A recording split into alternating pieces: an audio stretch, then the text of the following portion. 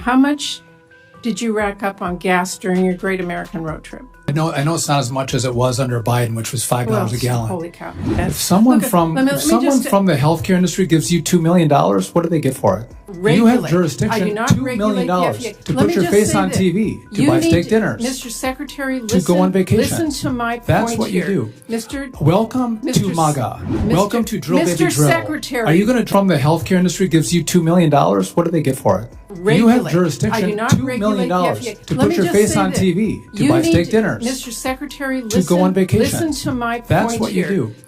Welcome to MAGA. Welcome to Drill Baby Drill. Mr. Secretary, do you want to support lower gas prices? Fuel across the country. You obviously have not been supportive of that. Book of every one of us, so that instead of answering our questions, you could attack. You are wasting my time. Mr. Secretary, it is my time. Seriously. I want to know. I think America wants to know. I find it. I got nothing from anybody. The swamp is used to bureaucrats who fold the moment a career politician starts throwing around manufactured outrage. But Secretary of Transportation Sean Duffy is a different breed.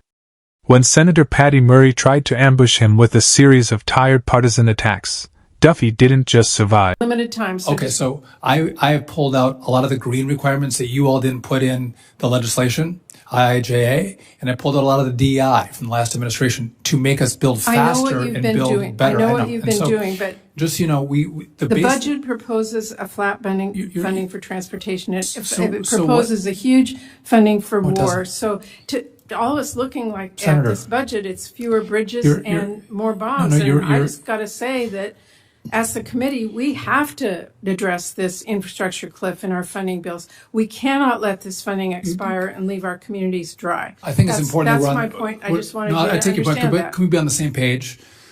You all do the advanced appropriations, and you're melding together the budget with the advanced appropriations. Correct, and that's what we've been doing for a number of years. And all I'm saying is that there's going to be a huge cliff, and instead of giving us a budget that helps us address that cliff, we did not. The last administration didn't give you a budget that included advanced appropriations, and I didn't either. So we've actually increased the money in the base budget. Because this year, that is why it's critical. But I never. If I came in and told you all what to do with advanced appropriations, you'd be offended by that. No, but I am offended by a budget that comes in with $1.5 trillion more for war and no increases for infrastructure, when we all know that in October there's going to be a huge funding cliff on transportation that was not addressed in the budget. I have $114 billion, the biggest base budget in transportation ever submitted to Congress. But the advanced appropriations is not what I do. You all do the advanced appropriations. And this is a problem we're all going to face. But let me move on, because I do want to address this issue, because over 39 million Americans are expected to hit the road for Memorial Day weekend. And you are encouraging Americans to spend the summer road tripping across the country. But let me just ask you, how much did you rack up on gas during your Great American Road Trip? I understand that was paid for by groups and sponsors. This was a nonprofit funded the Great American Road Trip. The nonprofit actually solicited funding from private organizations. Yeah, I did not. Right. Okay. Do you know how much gas? No, I don't. You don't. But I know it's not as much as it was under Biden, which was $5 a gallon. Holy cow. Okay. So let's just listen. Okay. Americans don't have corporate sponsors to pay for their gas. And for families that are hitting the road this weekend, the national average gas price is now $4.50 per gallon. That is more than 50% higher than before Trump's war in Iran, when gas was less than $3 a gallon. And I just want to make the point that families are seeing this at the gas pump, but they're also seeing it costing more for airline trips. The cost of a domestic flight is up 31% over last year. And they, by the way, are stuck paying ridiculous junk fees. Why? Because you decided to rip up some basic protections that gave people automatic refunds and hotels when their flight was delayed or canceled. So here's the problem. Here's how Americans see this and who are talking to me. You've been recording a promo of yourself and not working to lower the cost. Sure, Senator. So this show is incredibly out of touch with where Americans are. And I echo Senator Gillibrand's concerns that it really raises some serious ethics concerns about who you answer to, because the people organizing your show solicited corporate sponsors and promised rewards at each level of funding. Now, Senator, to be honest, that's not true. I'm looking at your thing. What you that's did for being there's a memo of understanding that says no one gets any benefit for anything they do to participate. I'll ask you a question. Maybe you can answer it. Sure. If I'm an airline executive and I paid $1 million for this Great American Road Trip, what would I get out of that? From me, nothing. Well, look, as I said, the deck that is out there says that if you give $1 million, you get 6 VIP invitations to receptions, you get to go to roundtables, you get to networking events. If someone from the healthcare industry gives you $2 million, what do they get for it? What do you give them? I do not oversee I do not regulate. You have jurisdiction. I do not regulate. You have jurisdiction. I do not $2 million to put your face on TV, to buy steak dinners, Mr. Secretary, to go on vacation. Listen to my point. That's what you do. Welcome to MAGA. Welcome to Drill Baby Drill. Mr. Secretary, are you going to drill? Do you want to support lower gas prices? I welcome that. Let's drill. Let's refine. Let's pipe fuel across the country. You obviously have not been supportive of that. Book of every one of us, so that instead of answering our questions, I'm asking a question. You're asking about gas prices.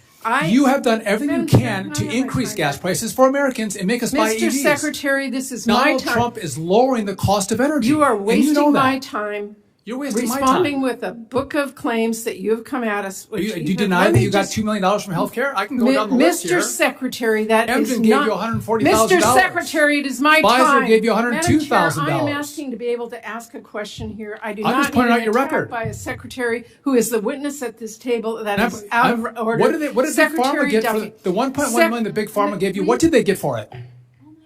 Mr. Secretary, what did they get? Seriously. I want to know. I think America wants to know. I find it I got nothing from anybody. I find it astonishing. I do too. That you are so angry at a question that I asked. I'm surprised that you are, Senator. I am not. I'm sitting here trying to ask a question. I'm being interrupted rudely by a secretary who's here. No, Mr. Secretary, let me just say this. Toyota, United Airlines, Shell, Boeing, Royal Caribbean, and Enterprise all sponsored your show. It is literally your job to make sure each of those companies are playing by the rule.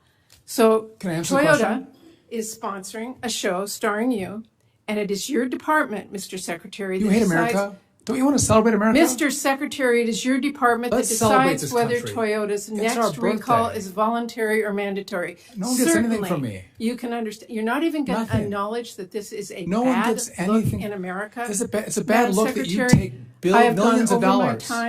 I find your answers out of touch and irresponsible. There is no benefit that anyone gets. If I'm going to celebrate America 250, you gave me the ability to partner with America 250, and I did. You told me, this body said celebrate tourism and travel. And that's what I'm doing. All I'm saying is, America, go see your country. Mr. Secretary, you're families really good are a beautiful thing. We're going to go to Senator Britt. And businesses around this country have leaned in to celebrate. If you don't want to celebrate America's birthday, I'm sorry. Secretary, but American businesses want to celebrate America's birthday. I'm sorry. Senator Murray came into the hearing looking for a fight, trying to trap Secretary Duffy over budget allocations and the so-called infrastructure cliff. But Duffy was 5 steps ahead. He didn't just defend the department's historic base budget. He put Murray on the defensive, reminding her that it's the Senate that writes the appropriations, not his office. When Murray tried to pivot to a hit job over corporate sponsorships for his Great American Road Trip, she expected Duffy to stumble. Instead, she got a masterclass in transparency. Duffy made it crystal clear. The initiative was about celebrating America's 250th birthday, and he wasn't going to let a career politician shame him for promoting travel and tourism across this great nation. While Murray tried to peddle a narrative of ethical conflict, Duffy stood tall, refusing to apologize for his love of country or his efforts to get Americans out to see it. The intensity reached a fever pitch when Murray tried to grill Duffy on gas prices and the energy sector. But Duffy brought the heat, calling out the left's failed energy policies that skyrocketed costs for working families. When he delivered the ultimate line, "Welcome to MAGA. Welcome to drill, baby drill," you could feel the air leave the room. He didn't just answer the question. He exposed the senator's own party as the architects of the very energy crisis she was trying to complain about. Duffy's performance was nothing short of legendary.